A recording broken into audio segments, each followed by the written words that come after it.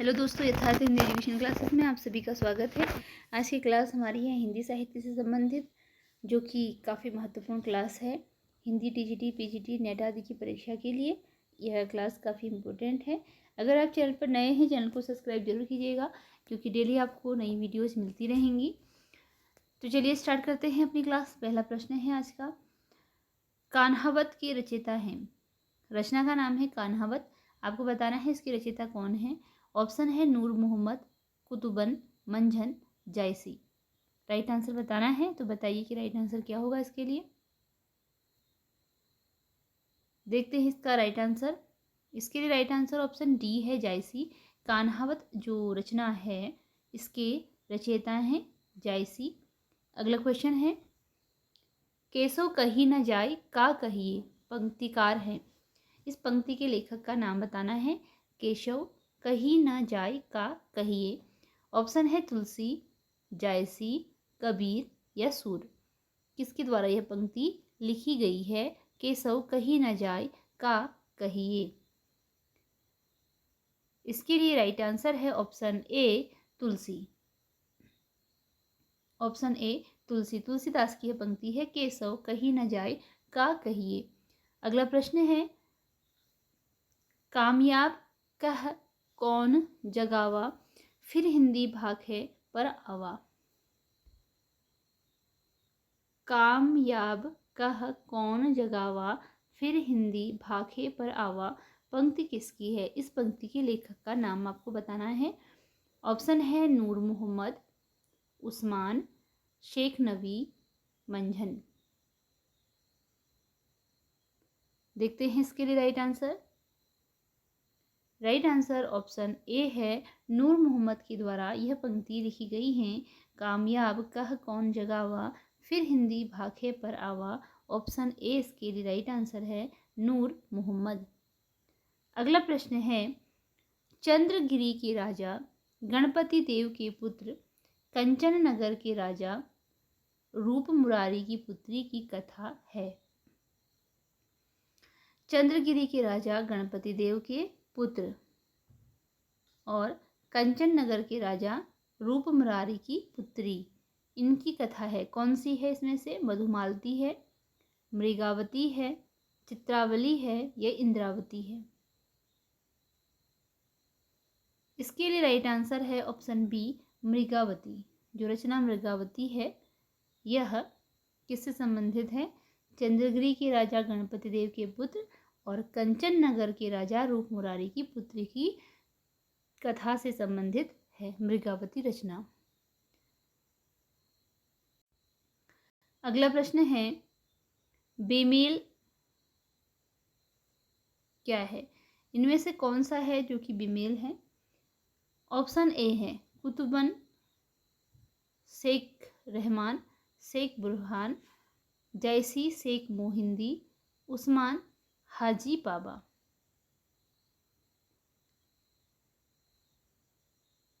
इसके लिए right answer option D है, सभी सुमेलित हैं।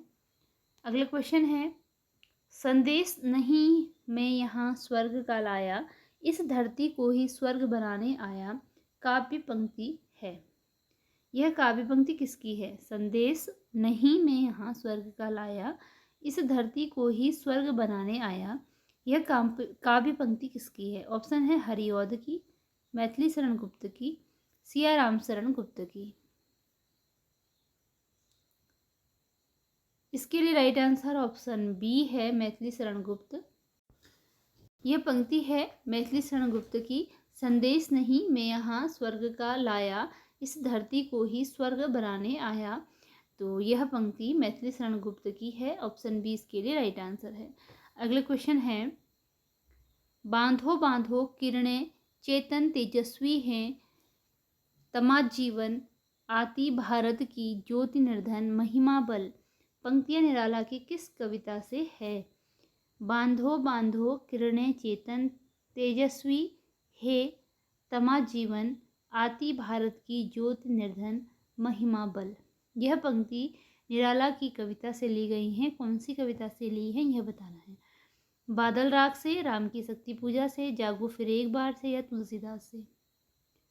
तो इसके लिए राइट आंसर ऑप्शन सी है, जागो फिर एक बार, जो निराला जी की रचना है। तुलसीदास, यह भी निराला की रचना का एक रचना का नाम है तुलसीदास। बादल राग, यह भी निराला की रचना है। राम की शक्ति पूजा भी निराला की रचना है। और जो ये पंक्ति ली गई है, यह ली गई है ऑप्शन सी, जागो फिर एक बार से। अगला क्वेश्चन है,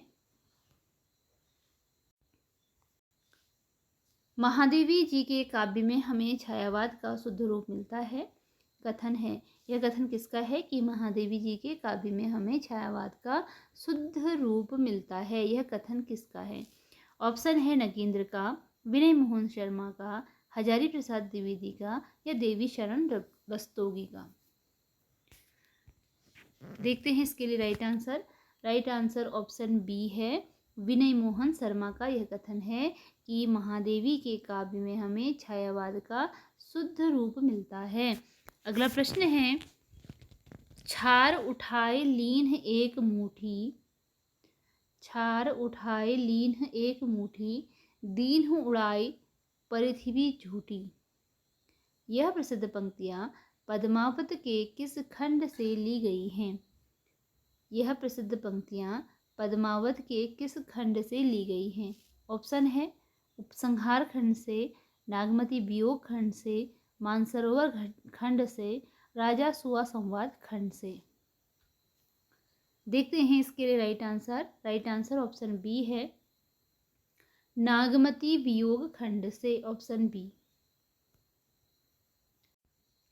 नागमती वियोग खंड से ली गई हैं। अगला प्रश्न है, जैसी की अवधि अवधि का अर्घान है, यह कथन है। कथन है कि जैसी की अवधि अवधि का अर्घान है, यह कथन किसके द्वारा कहा गया है? डॉक्टर नगेंद्र, गणपति चंद्रगुप्त, बच्चन सिंह, या नामवर सिंह। राइट आंसर बताना है आपको इसके लिए। राइट आंसर होता है ऑप्शन सी, बच्चन सिंह। जैसी की अवधि अवधि का अर्घान है, यह कथन बच्चन सिंह का है। इसके लिए राइट आंसर ऑप्शन सी है, बच्चन सिंह। अगला प्रश्न है, मानस के 4 घाटों में से नहीं है, इनमें से कौन सा है जो कि मानस के 4 घाटों के अंतर्गत नहीं आता है? नहीं में आंसर बताना है। ज्ञान घाट, बुद्धि घाट, कर्म घाट, या परंपरित घाट। राइट आंसर ऑप्शन बी है, बुद्धि घाट। यह मानस के 4 घाटों के अंतर्गत नहीं आता है। अगला क्वेश्चन है, पैरों में पंख बांधकर किस प्रकार की रचना है?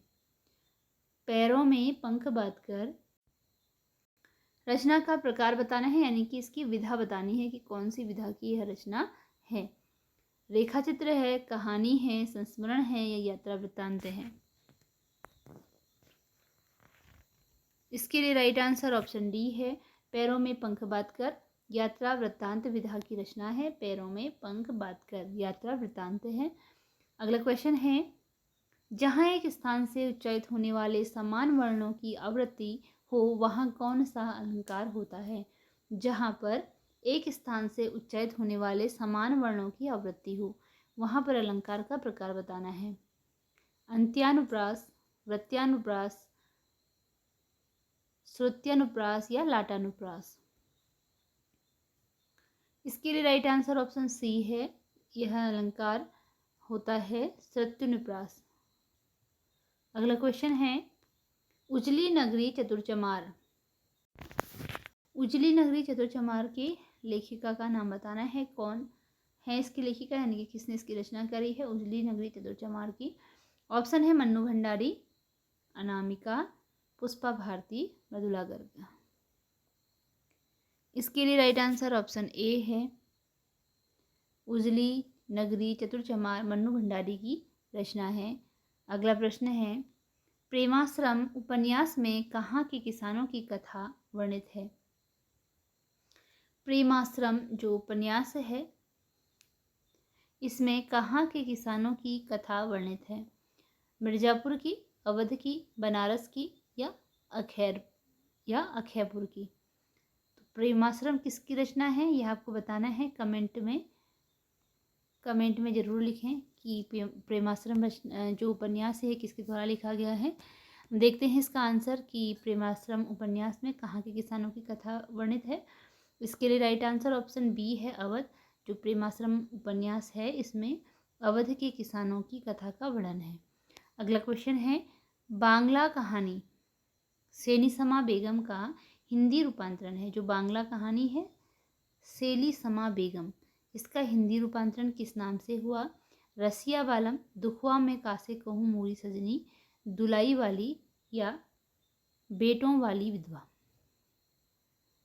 तो राइट आंसर बताना है इसके लिए। देखते हैं इसका राइट आंसर क्या है। राइट आंसर ऑप्शन बी है, दुखवा में कासो कहूँ मोरी सजनी। जो बांग्ला कहानी सेलिसमा बेगम है इसका हिंदी रूपांतरण है दुखवा में कासो कहूँ मोरी सजनी। अगला क्वेश्चन है, हिंदी की प्रथम वैज्ञानिक कहानी चंद्रलोक की यात्रा के लेखक हैं। हिंदी की प्रथम वैज्ञानिक कहानी चंद्रलोक की यात्रा, इसके लेखक कौन हैं? राकेश वत्स हैं, गंगा प्रसाद विमल हैं, केशव प्रसाद सिंह हैं या राजकुमार हैं। देखते हैं इसका राइट आंसर क्या होगा। राइट आंसर ऑप्शन सी है, केशव प्रसाद सिंह। ऑप्शन सी केशव प्रसाद सिंह, जो कि चंद्रलोक की यात्रा के लेखक हैं, जो कि एक वैज्ञानिक कहानी है।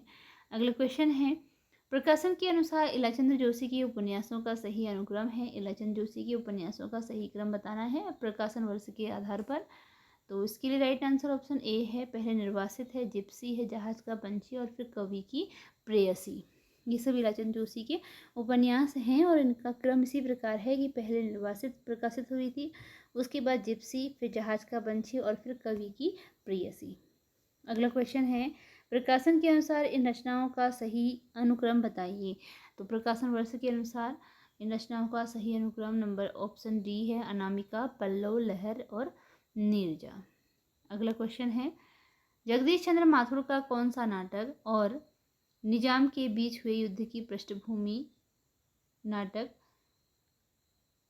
ये क्वेश्चन कुछ अधूरा रह गया है तो इसे छोड़ देते हैं। अगला प्रश्न है, मोहभंग काल कहा जाता है। मोहभंग काल किसे कहा जाता है? प्रगतिवाद को, प्रयोगवाद को, नई कविता काल को या साठोत्तर काव्य काल को? मोहभंग काल किसे कहा जाता है? इसके लिए राइट आंसर ऑप्शन डी है, साठोत्तर काव्य काल को मोहभंग काल कहा जाता है। ऑप्शन डी इसके लिए राइट आंसर है, साठोत्तर काव्य काल को मोहभंग काल कहा जाता है। अगला क्वेश्चन है, कौन संस्मरण और लेखक सुमेलित नहीं हैं? इनमें से कौन से संस्मरण और लेखक उनके साथ सुमेलित नहीं हैं? पहला है मेरा बचपन मेरे कंधों पर, शिवराज सिंह चैन शिवराज सिंह बैच। जल के बीच, ये शायद यहाँ पर कुछ गलत है, जल के बीच मीन पियासी मिथिलेश्वर की रचना है।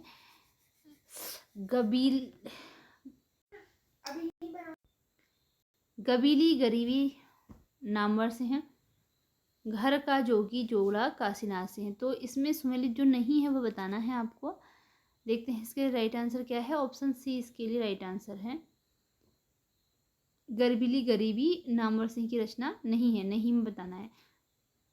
मेरा बचपन मेरे कंधों पर श्याम सिंह शिवराज सिंह की रचना है और जल के बीच मीन प्यासी मिथिलेश्वर की रचना है।